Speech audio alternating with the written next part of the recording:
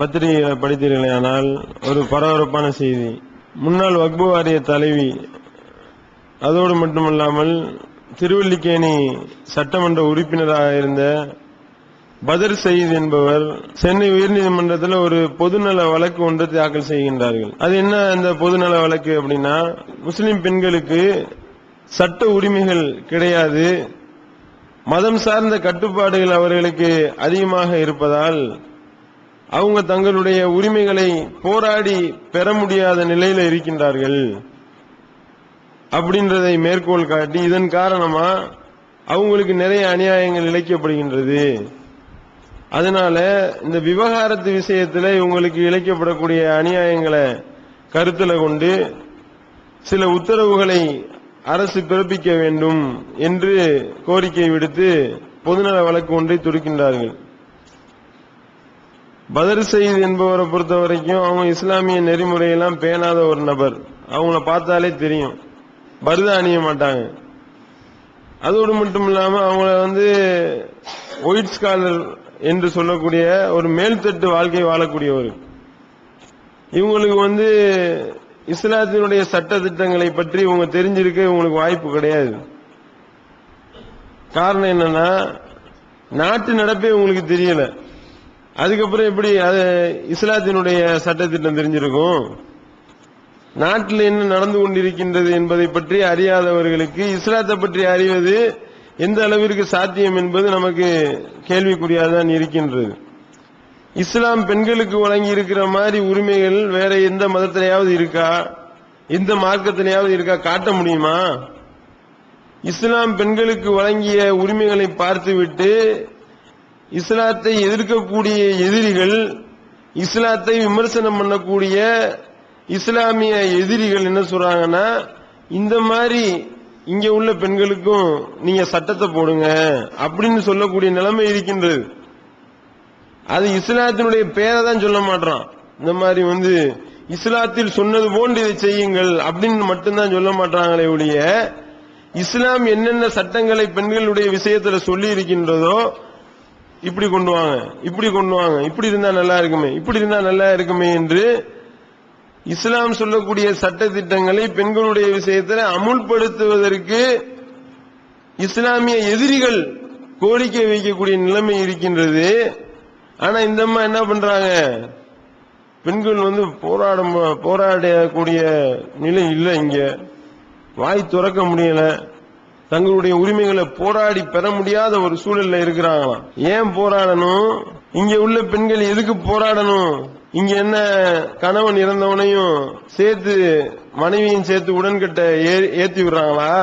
என்ன செஞ்சுக்கிட்டு இருக்கிறாங்க? ஒரு கணவன் இறந்து விட்டால் அவன் தம்பிக்காரன் தான் அந்த மனைவியினுடைய புருஷன் அப்படின்னு சொல்லி சட்டம் இருக்கா இங்க இஸ்லாத்துல? யாராவது மாதவிடாய் பெண்மணிய, நீ மாதவிடாய் வந்துருச்சு, நீ வீட்டுக்கு தூரம் ஓடிப்போ வீட்டை விட்டு அப்படின்னு சொல்லி விரட்டி ஒரு மிருகத்தை பார்ப்பது போல பார்க்கக்கூடிய சட்டத்திட்டம் இங்க இருக்கா? கணவன் இறந்ததுக்கு அப்புறம் தாலி அறுத்து அவர்களை நடு வீட்டுல உட்கார வச்சு வளையல்களை உடைச்சு விட்டு கொடுமைப்படுத்தக்கூடிய நிகழ்வு இங்க நடக்குதா? எதுக்காக போராடணும்? ஒருத்தவனுக்கு சோறு இல்லாம ஒருத்தவனை பட்டினியா போட்டா அவன் சோறு வைப்பான், எனக்கு கடுமையான பசியா இருக்கு, எனக்கு சாப்பாடு கொடுங்க அப்படின்னு. டெய்லி 3 வேளை சாப்பாடு எல்லாம் போட்டு நல்லபடியா ராஜா மாதிரி வச்சிருக்கிறவன் சாப்பாடு அடுத்த ஆள்கிட்ட கேட்பானா? அவனை பார்த்து இவன் சோறை யார்ட்டையுமே கேட்க மாட்டான், ரொம்ப வருத்தமா இருக்கு, சோறு கேட்க கூட இவனால் முடியவில்லைன்னு எவனால் சொன்னான்னா அவனை பத்தி நம்ம என்ன சொல்லுவோம்? இங்க இஸ்லாத்துல பெண்களுக்கு வழங்கப்பட்டிருக்கக்கூடிய உரிமைகளை பட்டியல் போட்டா பட்டியல் போட்டுக்கிட்டே இருக்கலாம். இஸ்லாம் எந்த அளவுக்கு பெண்களை கண்ணியப்படுத்துகின்றது? அல்லாஹ் இந்த உலக மக்கள் அனைவருக்கும் முன்னுதாரணமாக 2 பேரை சொல்லி காட்டுகின்றான். அந்த 2 பேர் யாரு? பெண்கள் தான். ஆசியா அலைஹிஸ்ஸலாம் அவர்களையும் மரியம் அலைஹிஸ்ஸலாம் அவர்களையும் அல்லாஹ் சொல்லி காட்டுகின்றான். அப்படி இஸ்லாம் பெண்களை கண்ணியப்படுத்துகின்றது. மனிதர்கள் நான் அதிகம் உறவாடுவதற்கு, அதிகம் நன்றி பாராட்டுவதற்கு தகுதியான நபர் யார் என்று ஒரு சகாபி அல்லாஹ்வுடைய தூதரிடத்தில் கேட்கும் பொழுது, உம்முக்க, உன்னுடைய தாய். 2வது யார் ரசூலுல்லாஹ், யாரு? உன்னுடைய தாய். 3வது உன்னுடைய தாய். 4வது யாருன்னு அவர் கேட்கும் பொழுதுதான் உன்னுடைய தந்தை என்று நபிகள் நாயகம் ஸல்லல்லாஹு அலைஹி வஸல்லம் சொன்னாங்கன்னா முதல் 3 இடம் பெண்களுக்கு தான். பாக்குறோமா? அதோடு மட்டுமல்லாமல் திருமணத்துல இஸ்லாம் பெண்களுக்கு வழங்கி இருக்கக்கூடிய உரிமை மாதிரி வேற எந்த மதத்திலேயாவது இருக்கின்றதா? இஸ்லாம் இந்த திருமணத்தை கடுமையான உடன்படிக்கை என்று சொல்கின்றது. உடன்படிக்கைனா என்ன? விரும்பினா தொடரலாம், விரும்பாட்டி முறிக்கலாம். இப்படிப்பட்ட நிலைமையா இருக்கின்றது. மற்ற மதங்கள்ல கல்லானாலும் கணவன், புல்லானாலும் புருஷன் என்று சொல்லக்கூடிய நிலைமை இருக்கின்றது. ஆனால் இஸ்லாத்துல என்ன? சம்மதம் இல்லாம பெண்ணிடத்துல கல்யாணம் பண்ணா அந்த திருமணம் ரத்து செய்யப்பட வேண்டியது நபிகள் நாயகம் ஸல்லல்லாஹு அலைஹி வஸல்லம் சொல்றாங்க. அதோடு மட்டுமல்லாமல் விரும்பிய கணவனை தேர்ந்தெடுக்கக்கூடிய உரிமை, அதோடு மட்டுமல்லாமல் விரும்பினா கணவன் வேணாம் என்று விவாகரத்து பெறக்கூடிய பெண்களுக்கு ஈக்குவல் ரைட்ஸ் கொடுக்கக்கூடிய குலா என்ற உரிமை, அந்த குலாலையும் இஸ்லாம் காட்டக்கூடிய சலுகையை பாருங்க. சுப்ஹானல்லாஹ். ஒரு ஆம்பளையானவன் தலா கொடுத்தானா அவன் காரணம் சொல்லணும். ஆனா குலா பொம்பளை கொடுக்கறான்னு வைங்க, அவன் புருஷன்காரனை அவளுக்கு பிடிக்கல, கட் பண்ணி விட்டு போயிட்டே இருக்கலாம், காரணம் சொல்ல தேவையில்லை என்று இஸ்லாம் சொல்லி காட்டுகின்றது. அதோடு மட்டுமல்லாமல் திருமணம் முடிச்சதுக்கு அப்புறம் மறுமணத்தை பத்தி நினைச்சு பார்க்க முடியுமா பொம்பளைங்க? எப்படிப்பட்ட ஒரு காலகட்டம் இருந்தது. மறுமணம் என்றால் எதையோ விபச்சாரமா நினைக்கக்கூடிய காலகட்டம். அப்படிப்பட்ட காலகட்டத்தில் விரும்பினவனை திரும்பி கல்யாணம் பண்ணலாம் என்று சொல்லக்கூடிய மார்க்கம் இது. எப்படிப்பட்ட மார்க்கம்? அதோடு மட்டுமில்லாமல் பெண்களுக்கு இஸ்லாம் வழங்கி இருக்கக்கூடிய பாதுகாப்பு இருக்கின்றதே, இந்த மாதிரி பாதுகாப்பு தர முடியுமா? மூமினான பெண்கள் மீது யார் அவதூறு சொல்கின்றார்களோ அவர்களுக்கு 80 கசையடிய கொடுங்க என்ற சட்டத்தை எவனாவது கேட்டா மூமினான பெண்கள் மீது அவதூறு சொல்லுவானா? அவப்பழி சுமத்துவானா? அப்படி இஸ்லாம் பெண்களுடைய உரிமையை பாதுகாக்கின்றது. பெண்களுக்கு சொத்துரிமை என்ன, மறுமணம் வழியை புரியக்கூடிய உரிமை என்ன, இப்படி பட்டியல் போட்டுக்கிட்டு போனோம்னா சுப்ஹானல்லாஹ் சொல்லி மாளாது. இந்த விஷயம்லாம் இவங்களுக்கு தெரிஞ்சுச்சா தெரியலையா? இவங்களுக்கு குர்ஆனை இவங்க தமிழ் எடுத்து வாசிச்சிருப்பாங்களான்னு கூட நமக்கு சந்தேகமாக இருக்கின்றது. குர்ஆனை முழுமையாக இவங்க வாசிச்சிருப்பாங்களா? குர்ஆன்ல என்ன இருக்குன்னு தெரியுமா? எது இஸ்லாத்தினுடைய அடிப்படைன்னு விளங்குமான்னு கூட நமக்கு டவுட்டா இருக்கு. இவ்வளவு உரிமைகளை கொடுத்திருக்கேங்க, இவ்வளவு உரிமைகளையும் பெற்றிருக்கக்கூடிய பெண்கள் ஏன் வீதியில இறங்கி போராடணும்? இவங்க ஏன் வீதியில இறங்கி போராட போறாங்க? எங்களுக்கு அந்த உரிமை இந்த எல்லா உரிமையும் தான் உங்களுக்கு இருக்கே. அது போல ஒரு ரைட்ஸையும் இஸ்லாம் உங்களுக்கு கையில கொடுத்திருக்கும் பொழுது நீங்க ஏன் போராட போறீங்க? அப்ப அந்த அளவிற்கு இஸ்லாம் பெண்களுக்கான உரிமைகளை வழங்கி இருக்கின்றது. இது பதர் செய்துக்கு தெரிஞ்சிருக்க வாய்ப்பு கிடையாது. காரணம் என்னன்னா உலக விஷயத்துல உலகத்துல என்ன நடக்குதுன்னே தெரியாம இருக்கிறாங்க. பதர் செய்துக்கு தெரியுமா? போன வருஷம் மத்திய அரசாங்கம் ஒரு சட்ட திருத்த மசோதா ஒன்று தாக்கல் பண்ணாங்களே, அது பதர் செய்து அவங்களுக்கு தெரியுமா? என்னது சட்ட மசோதா? திருமண சட்ட திருத்த மசோதா 2012. போய் எடுத்து படிச்சு பாருங்க மசோதா. என்ன மசோதா? ஆய்வு பண்றாங்க மத்திய அரசாங்கம். இதற்காகவே ஆய்வு பண்ணி திருமணத்துல விவாகரத்துன்னு சொல்லி வைக்கிறாங்க. விவாகரத்துன்னு வச்சா விவாகரத்துக்கு அப்ளை பண்ண 1 வருஷம் 1.5 வருஷம் இப்படி இழுத்துக்கிட்டு போகுது. இழுத்துக்கிட்டு போனா என்ன செய்யறான்? விவாகரத்து கொடுக்க லேட்டா என்ன பண்றாங்கன்னா ஸ்டவ்லாம் வெடிக்க ஆரம்பிக்கும். ஸ்டவ் வெடித்து இளம்பெண் சாவு. ஏன் கிளவி பத்த வைக்கிற ஸ்டவ்லாம் வெடிக்காதா நாட்டுல? அது என்ன கரெக்டா இளம்பெண் பத்த வைக்கிற ஸ்டவ் மட்டும் வெடிக்குது, ஆய்வு பண்றான். அது ஏன் கிளவிக்கு மட்டும் தீ பிடிக்க மாட்டேனுது? கிளவி என்ன கார்பன் டை ஆக்சைடு உள்ள அந்த இது மாதிரி உள்ள ஆட்களா? அது ஏன் குமரிக்கு மட்டும் வெடிக்குது பாக்குறான். அதோடு மட்டும் இல்லாமல் விவாகரத்துக்கு அப்ளை பண்ணக்கூடிய கணவன் எந்த மாதிரி நிலையை எடுக்கிறான்றதையும் கவனிக்கிறாங்க. விவாகரத்து வாங்குறதுக்காக கட்டின பொண்டாட்டி மேல அவதூறு சொல்றாங்க. இவன் அடுத்தவனோட படுத்திருந்தா, இவன் வழி தவறி போயிட்டா என்று கட்டிய மனைவி மீது அபாண்டத்தை போட்டு விட்டு விவாகரத்தை அப்ளை பண்றான், விவாகரத்து கொடுக்கறான். பாக்குறான், என்னடா இது இப்படி நல்லபடியா போயிட்டு இருக்க குடும்பத்துல இப்படி பண்றாங்களே என்று ஆட்சியாளர்கள் மனம் வெந்து போய் திருமண சட்ட திருத்த மசோதா 2012 என்னப்பா 2012 புதிய சட்ட மசோதா அப்படின்னு பார்த்தோம்னா, இந்த விவாகரத்தை நம்ம லேசாக்கணும். விவாகரத்துன்னு அப்ளை பண்றாங்க, 2 பேரும் விரும்பி அப்ளை பண்ணாலும் 1.5 வருஷம் காத்திருக்க சொல்றாங்க. அது எப்படி 2 பேரும் 1.5 வருஷம் காத்திருக்க சொல்றதுனால தானே இவன் என்ன செய்யறான், இவன் சின்ன வீடு செட்டப் பண்ணிடுறான். 1.5 வருஷம் இவன் தாக்கு பிடிக்க முடியுமா? பொண்டாட்டி வேணான்றதுனாலதான் விவாகரத்து கேட்கறான். அப்படி இருக்கும் பொழுது 1.5 வருஷம் நீங்க சேர்ந்து வாழ்ந்து பாருங்க, ஒரு வருஷம் சேர்ந்து வாழுங்க அப்படின்னு தீர்ப்பு சொன்னா, அவன் என்ன பண்றான், சின்ன வீடு செட்டப் பண்ணிக்கிட்டு இவளை அந்தரத்துல விடக்கூடிய நிலைமை.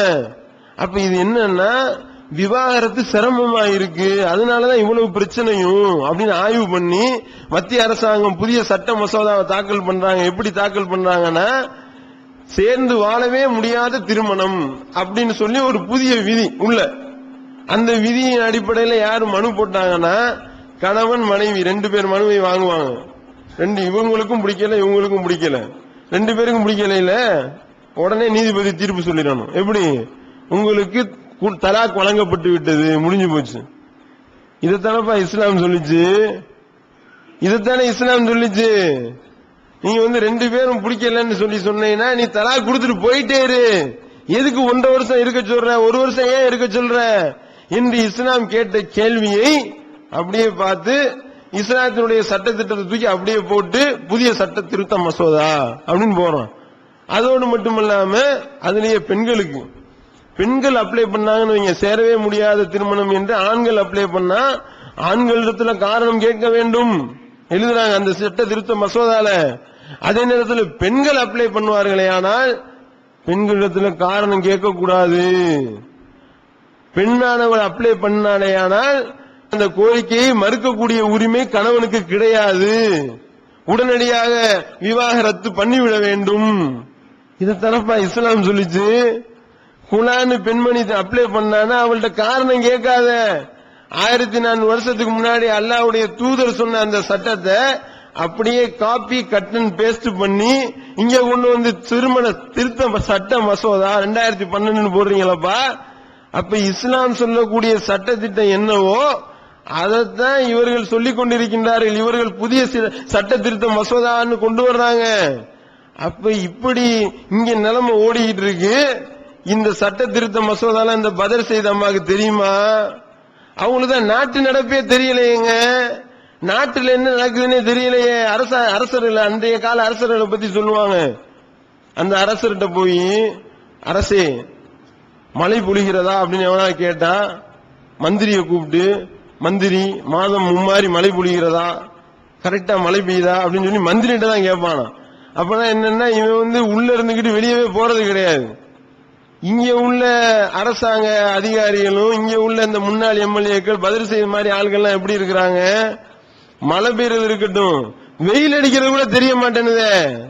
நீங்க ஏசி அறைக்குள்ள உட்கார்ந்துகிட்டு பூட்டிக்கிட்டு இருந்தீங்கன்னா இன்னைக்கு வெயில் அடிக்குதா இல்லையா, சூரியன் தெரியுதா இல்லையான்னு கூட நீங்க போய் அடுத்த ஆள்கிட்ட கேட்டுதான் தெரிஞ்சுக்க கூடிய நிலைமையில நீங்க இருந்தீங்கன்னா நீங்க இஸ்லாமிய சட்டத்தை பத்தி பேசலாமா, நீங்க இஸ்லாத்தை பத்தி சொல்லலாமா? ஆனா அதே நேரத்தில் இன்னொரு விஷயத்தையும் சொல்லணுங்க. இந்த டவுன் ஹாஜின்னு சொல்லிட்டு, அவர் டவுன் ஹாஜி இல்ல, டவுன் ஹாஜி தான். அவர் என்ன செய்யறாரு, திருமணத்துல தலாக் கொடுக்குறன்ற பேர்ல கணவன்கிட்ட மனுவை வாங்கிட்டு பொண்டாட்டி கடிதம் அனுப்ப வேண்டியது. பொண்டாட்டி ஆஜராவலையா, உடனே தலாக் தலாக் தலாக்னு சொல்லிட்டு கடிதத்தை அனுப்பி விட்டுரு. இஸ்லாத்துல இதுக்கு அனுமதி இருக்கா? இது எப்படி தலாக் ஆகும்? ஒருத்தவன் தலாக்கு கொடுக்கறான்னா அவனுடைய பிள்ளைக்கு என்ன, அவனுடைய பொண்டாட்டிக்கு என்ன, அவனுக்கு ஜீவனாம்சம் கொடுக்கணுமா இல்லையா? ஒரு குறிப்பிட்ட ஒரு பெருந்தொகையை வாங்கணுவன், வழங்கணும் அந்த பெண்மணிக்கு. அப்படி வழங்காம நீ எஸ்கேப் ஆயிடலான்னு பாக்குறியா? திருமணத்துல தலாக் என்பது எப்ப வரும்? அதையும் அல்லாஹ் அழகா சொல்லி காட்டுறான். 4வது அத்தியாயத்துல 34, 35 வசனத்தை நீங்க படிச்சு பாத்தீங்கன்னா, அவங்க பிரிஞ்சிருவாங்க, உங்களுக்குள்ள பிணக்கு ஏற்பட்டுச்சுன்னா ஸ்டெப் பை ஸ்டெப்பா சொல்றான். முதல்ல அவங்களுக்கு அறிவுரை வழங்குங்கள், சொல்லி திருத்துங்கள். அவங்க கேட்கலையா, படுக்கை அறையை விட்டும் தடுத்து வையுங்கள், தள்ளுங்கள், தள்ளி திருத்துங்கள். அப்பயும் அவங்க கேட்கலையா, லேசான முறையில் அடியுங்கள். அப்பயும் அவங்க கேட்கலையா, அதுக்கப்புறம் தான் குடும்ப விஷயத்தை வெளியே கொண்டு போகணும். அது வரைக்கும் வாயை பொத்திக்கிட்டு உள்ளதான் இருக்கணும் கணவன் மனைவி. எடுத்ததுக்கெல்லாம் வெளியே பஞ்சாயத்தை கிளப்பிடக்கூடாது. அடிச்சும் திருந்தல அப்படின்னா 2 பக்கத்துல இருந்தும் நடுநிலையாளர்களை கொண்டு வந்து கவுன்சிலிங் பேசணும். இந்த மாதிரி இப்படி இருக்கிறா இவ என்ன செய்யறது என்று கவுன்சிலிங் கொடுக்கணும். இஸ்லாம் அப்படி சொல்லி காட்டுகின்றது. அப்படி சொல்லியும் அப்படி கவுன்சிலிங் 2 பேர் பேச்சுவார்த்தை நடத்தியும் ஆண் தரப்புல இருந்து ஒரு ஆளு பெண் தரப்புல இருந்து ஒரு ஆளு நல்லிணக்கத்தை விரும்பக்கூடியவராக அவங்க இருக்கணும். அவங்கள வச்சு பேச்சுவார்த்தை நடத்தணும். அதுக்கப்புறமும் முடியல அப்படின்னா அதுக்கப்புறம் நீ தலாக் கொடு. அப்படி தலாக் கொடுக்கறதுக்கு 2 சாட்சிகள் இருக்க வேண்டும்.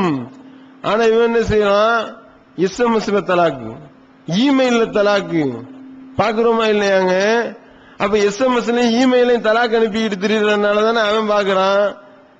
இந்த மாதிரியான அரை வேக்காடுகள் என்ன நினைக்கிறாங்க? இது சரியில்லையே. எஸ்எம்எஸ்ல திடீர்னு ஒரு மெசேஜ் வருது, என் புருஷன் என்னை தலாக் சொல்லிட்டானா இது என்ன அப்படின்னு சொல்லி, அப்ப வேற எவனுக்காவது அனுப்புற மெசேஜ் மாத்தி அனுப்பி விட்டானா வாழ்க்கை போச்சு அதோட அப்படின்னு பொழுது, அப்ப இது எப்படி அப்படின்னு சொல்லிதான் எதுக்குறாங்க. ஆனா இது இஸ்லாமிய சட்டமா? இது எப்படிப்பா இஸ்லாமிய சட்டமாவும்? அல்லாஹ் வந்து இந்த கவுன்சிலிங் கொடுக்கறது எப்படி இந்த 4 ஸ்டெப்பை பத்தி சொல்லிட்டு அல்லாஹ் என்ன சொல்றான் பாருங்க, இன்னல்லாஹ கான அலீமுன் ஹபீரா. இந்த சட்டத்தெல்லாம் சொல்லிட்டு அதனாலதான் அல்லாஹ் அறிந்தவனாகவும் நன்கு அறிந்தவனாகவும் இருக்கிறான். 2 வார்த்தையை போடுறான். அல்லாஹ் நான் அறிஞ்சவனா இருக்கிறேன், நன்கு அறிந்தவனாகவும் இருக்கின்றேன் அப்படின்னு அல்லாஹ் சொல்லி காட்டுறான்னா சாதாரணமாக சொல்லி காட்டுவான் அல்லாஹ். இப்ப இவ்வளவு சட்ட திட்டங்களும் இருக்கிறத விட்டு விட்டு எடுத்தோம் கவிழ்த்தோம் என்று தலாக் கொடுக்கக்கூடிய இவர்களை நாம கண்டிக்கின்றோம். இங்க தவி ஜமாத்துல வந்து பாருங்க எப்படி நாம பிரச்சனையை டீல் பண்றோம்னு. அவ்வளவு அழகான முறையில தலாக்குன்னு வந்தா மேக்சிமம் சமரசம் ஏற்படுத்தி நல்ல முறையில திரும்பி போறாங்க. மேற்கொண்டு முடியல அப்படின்னா, உன்னால பாதிக்கப்பட்டிருக்கிறாள் இந்த பெண்மணி, இவளுக்கு எத்தனை லட்சம் கொடுக்கிற எடுத்து வை அப்படின்னு சொல்றோம். எடுத்து வச்சுட்டு போறாங்க. அது செக்யூரிட்டி. அதை விட்டுட்டு பிச்சை காசு 500 ரூபாய் ஜீவனாம்சம், மாசம் மாசம் 250 ரூபாய் ஜீவனாம்சம். இது வந்து இப்படி கையேந்தி பிழைக்கிற பிழைப்பு தேவையா? அப்ப பாக்குறோம் இப்படி இஸ்லாம் பெண்களுக்கு கண்ணியத்தை வழங்குகின்றது. ஆனா இங்க நிலைமை என்னன்னா, அதையெல்லாம் ஒண்ணும் விளங்காம இந்த மாதிரி வந்து ஒரு பொதுநல வழக்க தொடுத்திருக்கிறத பாக்குறோம். பதர் செய்துக்கு பகிரங்க அறைகூவல் விடுத்திருக்கின்றோம். நீங்க வந்து உங்களுடைய சொல்லில் உண்மையாளராயிருந்தால் தமிழ்நாடு தவி ஜமாத்தோடு விவாதத்திற்கு தயாரா என்று கேள்வி எழுப்பி இருக்கிறோம். அவங்களுக்கு கடிதம் அனுப்பி இருக்கிறோம். தமிழ்நாடு தவி ஜமாத்தினுடைய மாநில தலைவர் பிஜே அவர்களுடைய கடிதம் நேற்று போயிருக்கு. நேரடி விவாதத்துக்கு தயாரா வாங்க. உங்களுக்கு இஸ்லாத்தை பத்தி தெரியலன்னா தவி ஜமாத்துல கேளுங்க. உங்களுக்கு நாங்க நம்பர்லாம் எடுத்து தர்றோம். இந்த நம்பர் இந்த குர்ஆன்ல இத்தனை வசனத்துல இந்த வசனத்துல இப்படி இருக்கு, ஹதீஸ்ல இப்படி இருக்கு என்று நாங்க எடுத்துறோம். அப்படி இல்லையா, நீங்க சொல்றதுல நீங்க உண்மையாளரா இருந்தா நீங்க எங்களோடு பகிரங்க விவாதத்திற்கு தயாரா என்று நாம அறைகூவல் விட்டு இருக்கின்றோம். ஆனா வந்து இந்த மாதிரி இதுக்கு முன்னாடி விட்டு அறைகூவல் பல அறைகூவல் விடுறோம். ஆனா யாரும் விவாதத்துக்கு வர மாட்டாங்க. வெளியே வாய்களையே பேசுறதோட அவ்வளவுதான். ஆனா இவங்களாவது வருவாங்கன்னு எதிர்பார்க்கிறோம். மனுஷிய புத்திரன் ஒரு ஆள் வந்தாரு. அவர் வந்து இந்த மாதிரி இஸ்லாத்தை விமர்சனம் பண்ணாரு. விவாதத்துக்கு தயாரா அப்படின்னு சொல்லி கேட்டோம். அவர் என்ன சொல்லிட்டாரு, நான் வந்து கடவுளோட தான் விவாதம் பண்ணுவேன், உங்களோட எல்லாம் விவாதம் பண்ண மாட்டேன், ஏன்னா கடவுள் கொடுத்த சட்டம் என்று சொல்லி இப்படி அந்தர்பள்ளி பேசுறப்ப வாய்களையே பேசுவாங்க. விவாதத்துக்கு தயாரா அப்படின்னா முக்காடு போட்டு போயிருவாங்க. இதுதான் நிலைமையாக இருக்கின்றது. ஆனா பதில் செய்த அவர்கள் வந்து தங்களுடைய சொல்ல உண்மையாளராக இருப்பாங்கன்னு நம்ம நம்புறோம். அவங்களுக்கு வந்து 27ஆம் தேதி வரைக்கும் கெடு விதித்திருக்கிறோம். நீங்க வந்து விவாதத்துக்கு தயார்னா கண்ணியமான முறையில விவாத ஒப்பந்தம் போட்டு நாம விவாதம் பண்ணிக்கொள்வோம் என்ற அறைகூவல் விடுத்திருக்கிறோம். அந்த அறைகூவலை அவங்க ஏற்றுக்கொள்வார்கள் என்று நாம் எதிர்பார்க்கிறோம். அப்படி ஏற்றுக்கொள்வார்களே ஆனால் அவங்களுக்கு தெரியாத குர்ஆன் வசனங்கள் மற்றும் ஹதீஸ்களை சொல்லி அவங்களையும் ஒரு உண்மையான முஸ்லீம் ஆக்குறதுக்கு நாம முயற்சிப்போம் என்று கூறி நிறைவு செய்கின்றேன். வாயிதவான அல்ஹம்துலில்லாஹி ரப்பில் ஆலமீன்.